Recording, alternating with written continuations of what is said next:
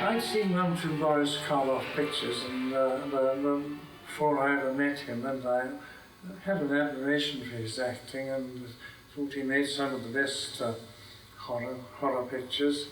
And I was most intrigued to meet him, especially to find out what a gentle and sophisticated person he was. Been working with Burke at Scotland Yard, trying to trace the murderer of that young girl. Tell me about it in the morning, dear. You must get some rest. I haven't seen you like this since... Since when? Boris and I became very close friends, and we had a wonderful time together. Wonderful. Well done, McCall. So there we have it. I wrote an outline for a horror picture or macabre picture, as I'd rather have it. Boris liked this outline very much indeed. That was the genesis of Grip of the Strangler. It was incidentally, I called it Stranglehold in the first place, which I still like much better as a title. We shot The Haunted Strangler at Walton-on-Thames Studios, just outside of London. We had hardly any money. We shot it in 3 weeks. Shot the movie in 3 weeks. I wasn't allowed to see horror movies when I was growing up, obviously, but my brothers, my big brothers, and my sister, they used to go, and they would come home, and much to my parents' dismay, they would regale me with all these terrible things like Bela Lugosi and Frankenstein. I was terribly nervous working with Boris Karloff. I was fascinated with because I'd been a fan of his ever since I saw him in a film called The Mummy, which was, I don't know, early 30s. He was so beautiful. He really was. When he didn't have all this Frankenstein and horror makeup on, and he was just normal, he had enormous power. He had wonderful eyes and a lovely voice. And I wanted to, I was rather keen to meet him. Well, sit down. No need to be uncomfortable. Thank you. Well, now, Mr. Rankin, what can I do for you? Well, I'm a novelist, and I'm about to write a pamphlet based on the Haymarket Strangler murders. You mean it? Oh, he was such a charming man. Such beautiful manners. Oh, if only all actors had these manners, it would make life such a pleasure. It was such an honor working with him. He was so kind and gentle, so much the reverse of the roles he portrayed in the movies. I can't forget that. I mean, he was just absolutely wonderful. He was striking to look at. He had, I think, some blood from the East in him, because he had this very dark-coloured, almost mahogany-coloured face, but in all his manners, he was the entire English gentleman. We shared a lot of interests in common, and I very soon discovered we had a mutual interest in cricket. I was never very good at cricket, but I liked trying to play it.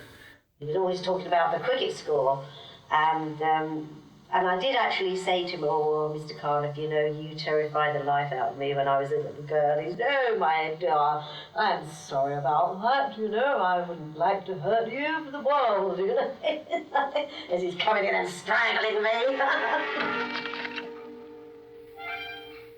When the Karloff character grasped a scalpel, which he'd used in some of these murders, that his personality changed, and from the gentle novelist, he became the killer.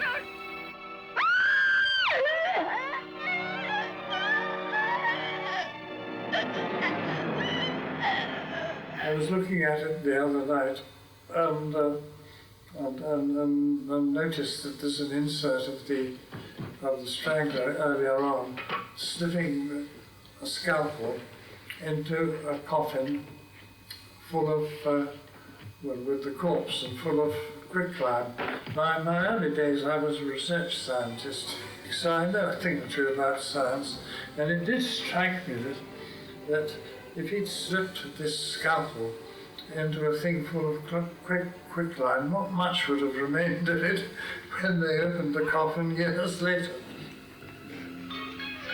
One of my cavils about the thing was that I felt they'd rather laid on the adventitious horror. I didn't like at all the shots of a half-naked man in prison being lashed, which seemed to me, well, probably put in just because audiences for horror pictures like horrors of that sort. I didn't like it because my idea of the macabre and horror was much more along the Fritz Lang lines, and as in his picture M, about the child murderer, in which you saw the little boy with a bunch of balloons go out, and then you didn't see any awful stabbings or anything, but a little later there was a shot of some telegraph wires with this batch of balloons caught in them, which was brilliant to my mind, and that's the sort of thing I myself would like. But of course it's not the manner of the commercial horror film.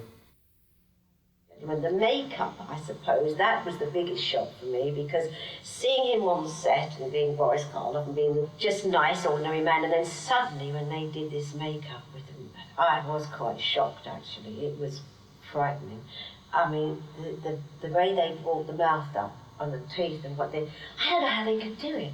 I don't know how they did it, because they used his own mouth, used his own face, but just pulled it around.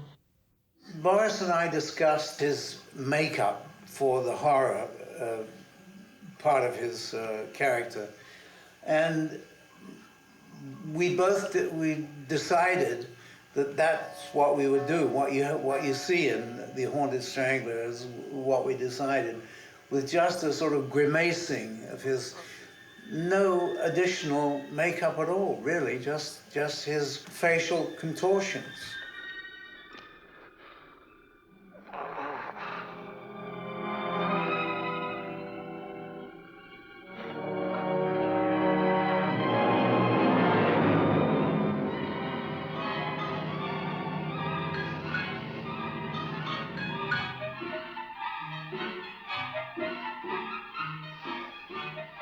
Had we have had more money, I think we probably would have gone in another direction. Probably would have had, but makeup, special makeup and special plastics and all kinds of stuff. But we weren't able to do that because we didn't have the money. I think they'd attempted to do that in colour. It would have lost an awful lot. But that black and white was very eerie and very frightening. Makeup is superb. And I suddenly thought, oh my God, that's the Boris Karloff I knew about, you know. That's not the nice gentleman who talks about cricket. Every time he came to England, he would call me, let's go out and have roast beef. Roast beef and roast potatoes. That's what he really liked. And we'd always have that meal whenever we go out, or when he'd come to my house. Do you have any? Is it roast beef? It's funny, huh? I was a bit surprised when the producers of the picture had made a book of the film.